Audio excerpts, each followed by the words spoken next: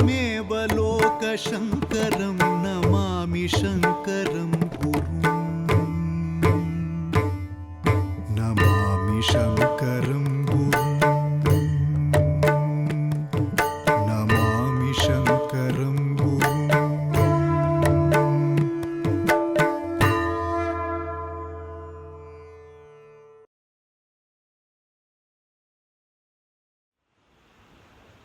शृङ्गाद्रिवासाय विधिप्रियाय कारुण्यवाराम्बुधये नताय विज्ञानदायाखिलभाग्यदाय Shri शारदाख्याय NaMo महिम्ने.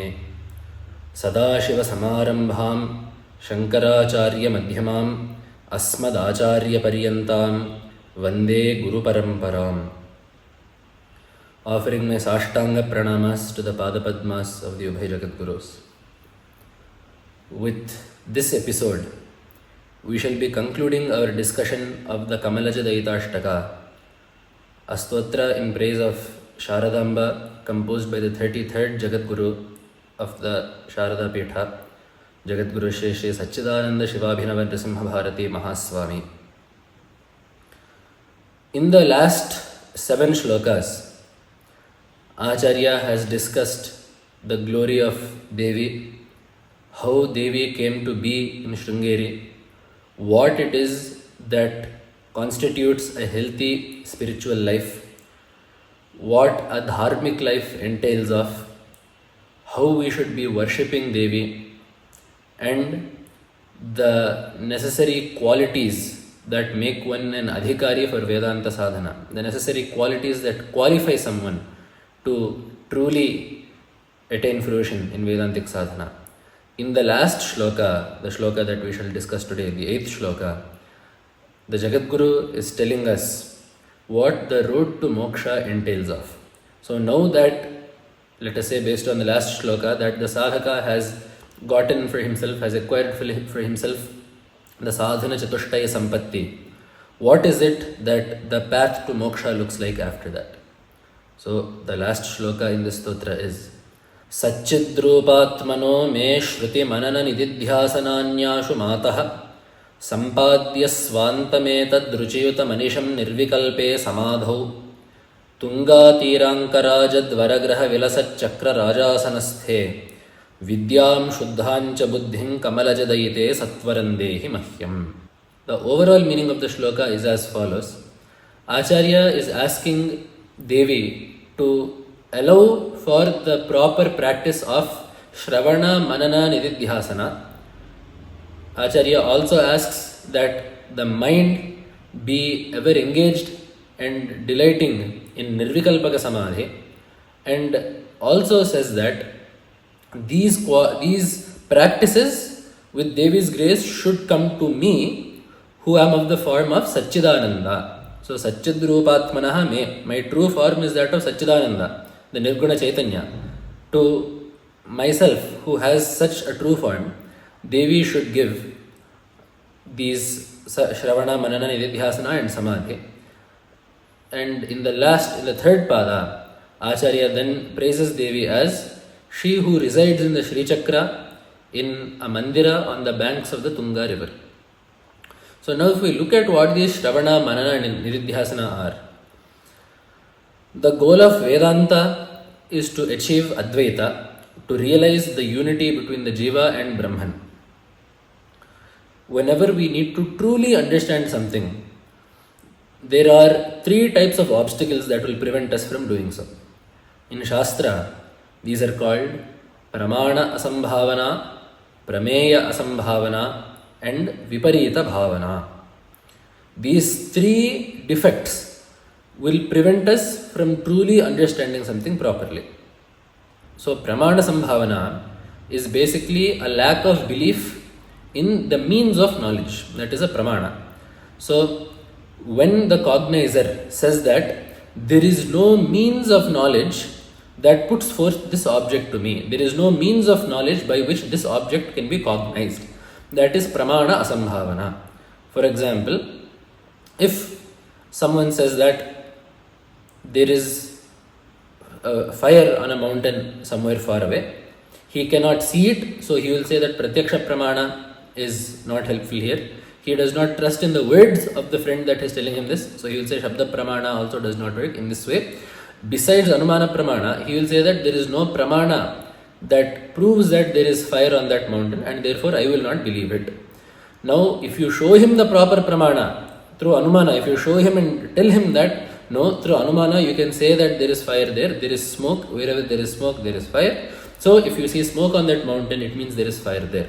Then he will understand that there is a Pramana that proves the existence of fire, and he can then believe that there is fire there. So in this way, in Pramana Asambhavana, the defect is that you cannot believe that you will not find, the cognizer will not find any means of knowledge that puts forth the object being discussed. So it is to get rid of this Pramana Asambhavana that Shravana is practiced. Shravana means listening to the Upanishads and other Vedantic texts and ascertaining that the true purport of these Vedantas lies in the Advitiya Brahman. So basically, until then the sadhaka will be of the mindset that people talk about something called Advaita, they talk about something called Jiva-Brahma Aiyka, but I do not find any proof of that. There is no pramana that puts forth this Advaita Vedanta. Upon looking at the Upanishads and deciphering that their purport, their true purport lies in Jiva-Brahma Aiyka, in Advaita, he will then say, okay, there is a pramana for Jiva-Brahma Aiyka. That pramana is the Shabda Pramana of the Upanishads. So thus, through Shravana, the Pramana Asambhavana is removed. The next defect is Prameya Asambhavana. So in some cases, the cognizer will find a Pramana for an object, but he will not believe that such an object can exist. For example, in this very same situation, he will say that, okay, Advaita has found a Pramana in the Upanishads. The Pramana for Advaita is the Upanishads. However, this is not possible. Jiva-Brahma Aiyka is not something that is feasible in this world. There might be a Pramana, the Upanishads might be propounding it, but it is just not possible. Prameya, the object of knowledge, is not feasible because Ishvara is Sarvajna, the Jiva is Kinchitnya, Ishvara is Sarvashakta, Jiva is Alpashakta. In this way, it is not possible for Jiva-Brahma Aiyka to happen. Then comes Manana. Manana means Yuktibhir Anujantanam. To mull over what the purport of the Vedantas is using logic, using tarka, using reason. So that is why Bhagavad Pada also says, Dustarkat suviramyatam, Shrutimatastarko nusandhiyatam. Do not engage in pure logic. First understand the purport of the Vedas and then engage in logical discussions conducive to that. In the same way, this Manana also is thinking about how this Siddhanta of Advaita is logical. Is it feasible? Does it work when given intellectual thought? So all of this is done through Manana. And through Manana, the sadhaka will realize that Advaita Vedanta is not just some concept found in the Upanishads. It is a feasible concept that really does exist. Advaita, Jiva-Brahma Aiyka is real. It is not unfeasible. So this is the fruit of Manana. Then the last dosha that you have is Viparita Bhavana. So the cognition that you get is actually opposite to the cognition that should be obtained. For example, someone with Pitta dosha will see everything as yellow. So even if you put a shankha in front of him, he will say that the conch is yellow, Pita Shankha. This is Viparita Bhavana because the conch should be perceived as white. However, he is perceiving it as yellow. So this is called Viparita Bhavana. This can be removed through a certain type of contemplation. For example, currently in the Vedantic example, the sadhaka has discerned that the pramana for Vedanta and for Advaita and Jiva-Brahma Aiyka is the Vedantas, the Upanishads. He has also ascertained that the Jiva-Brahma Aiyka propounded by the Upanishads is sound, it is logical, and however, he still is of the feeling that the Atma is the Sharira, I am this body-mind complex. This is Viparita Bhavana because although Jiva-Brahma Aiyka is understood, he has not brought it to experience. He still experiences himself as the body and the mind. rather than as the Shuddha Chaitanya, as the Nirguna Atma. So this is Viparita Bhavana. Rather than seeing himself as Sachidananda, he is seeing himself as the body and the mind. Through Nididhyasana, this can be averted. Nididhyasana is what we call Sajatiya Pratyaya Dhara. So a single chain of unbroken thoughts dwelling on one object alone. That is Nididhyasana, and the object here is Jiva-Brahma Aiyka. So an unbroken stream of thoughts all focusing on Jiva-Brahma Aiyka is Nididhyasana. This is the last step. And with this, the Viparita Bhavana, improper cognition also will go. Now, for Nididhyasana to happen properly, so this is the Shruti Manana Nididhyasanani. Shruti Shravana Manana Nididhyasana. For this to happen, one must be well versed in yoga, because yoga is the tool, it is the path for one to restrain one's mind, to control one's mind. That is why in the very first sutra of the Yoga Shastra, we have Yoga Chitta Vritti Nirodhaha. Yoga is the arresting of the mind and its workings. So, without yoga sadhana, nididhyasana will not attain fruition. That is why Acharya is saying, Sampadya svantametad ruchiyuta manisham nirvikalpe samadho. Svantametad, this mind, Sampadya, please make it, nirvikalpe samadho ruchiyutam. Please make it delight in nirvikalpaka samadhi. So, samadhi is of two kinds, savikalpaka samadhi and nirvikalpaka samadhi. In savikalpaka samadhi, a difference is still perceived between the perceiver and the object of perceiving and the object of perception. This difference is still there in Savikalpaka Samadhi. In Nirvikalpaka Samadhi, even this difference is not there. There is no difference between the perceiver and the object of perception. Only the drashta exists in his swarupa. That is why the Yoga Sutra says, Tada drashtuhu swarupe avasthanam. So it is that state of Nirvikalpaka Samadhi that we must attain. However, there are some obstacles to Nirvikalpaka Samadhi. Shastra tells us that these obstacles to Nirvikalpaka Samadhi are fourfold. Namely, Laya, Vikshepa, Kashaya and Rasasvada. When the sadhaka attempts to fix his mind single-pointedly on one object to the exclusion of everything else, there are four things that stop him from achieving Nirvikalpaka Samadhi. The first is called Laya.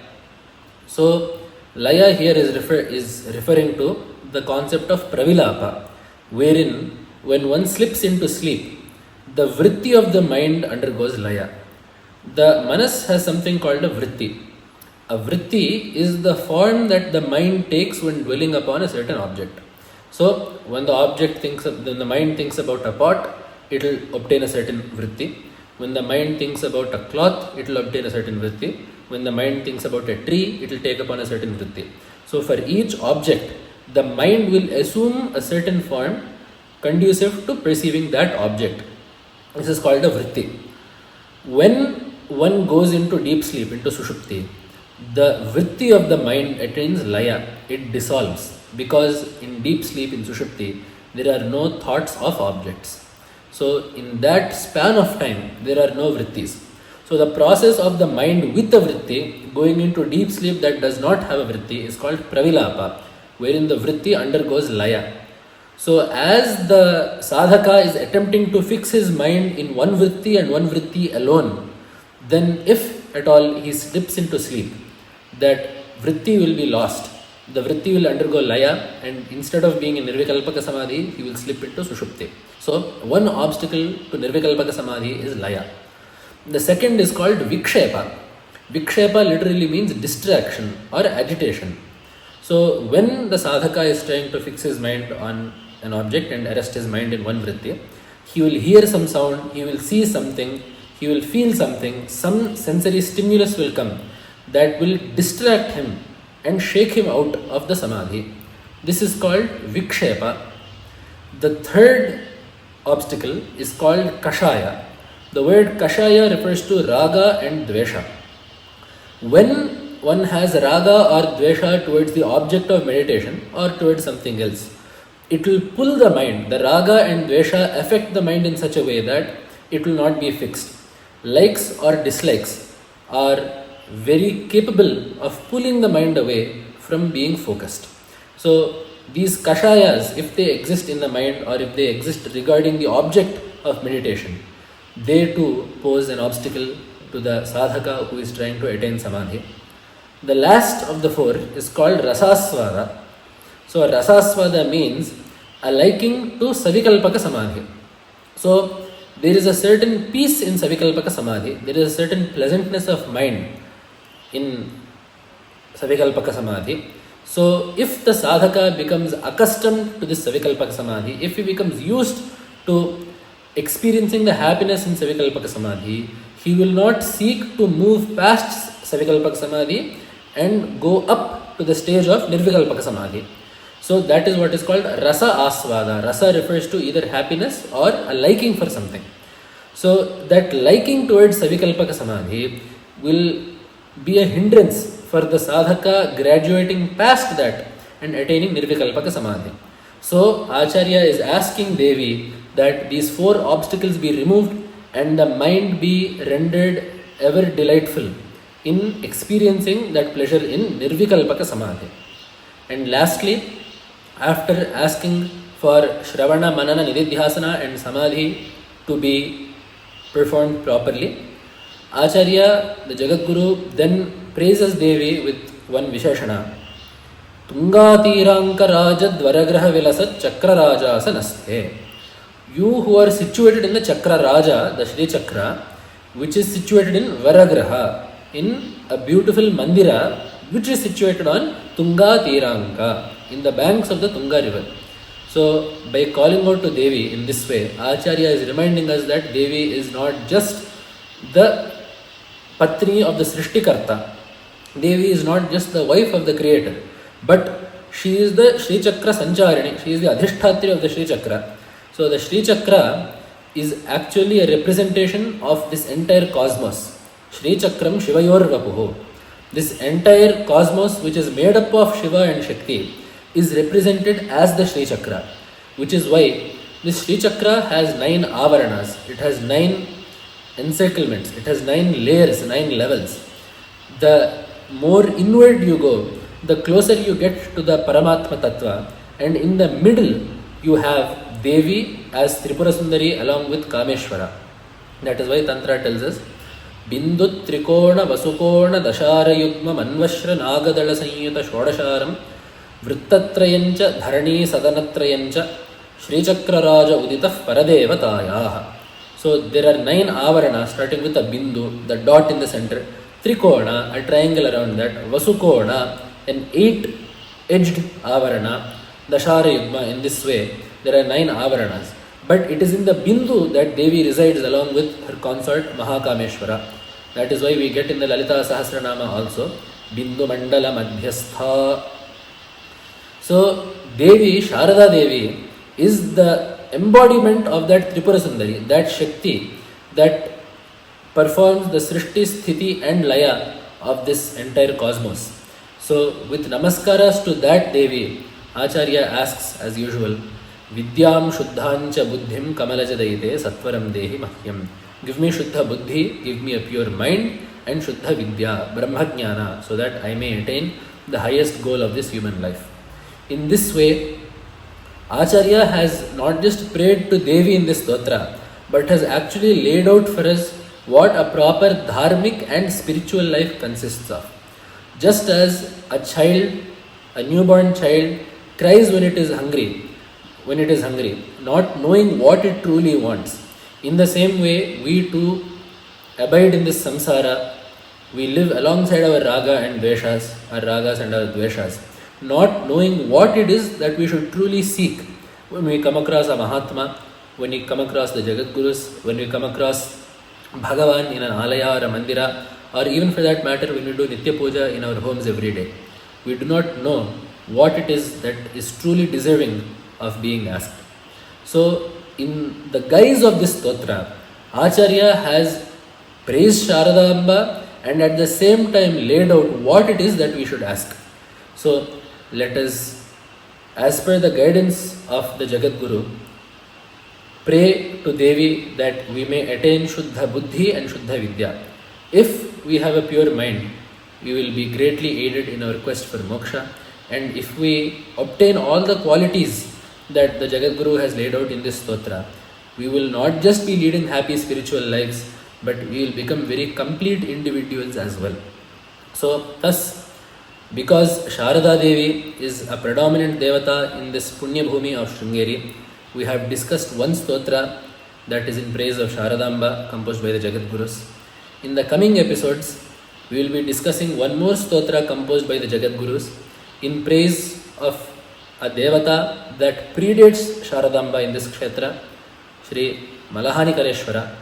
There is, as we all know, the Malahanikareshwara Ashtaka, composed by Jagadguru Shri Vidhushekhara-Bharati Sannidhanam Varu, that discusses the glory of Malahanikareshwara, the Leela of Paramashiva, the stories that are connected to that Devalaya. That one stotra is a synopsis of the Vaibhava and the glory of Malahanikareshwara. So in the episodes to come, we shall discuss that stotra and thereby do Bhagavad Chintana in the episodes to come. Namah Shankaraya. Namami Shankaraya.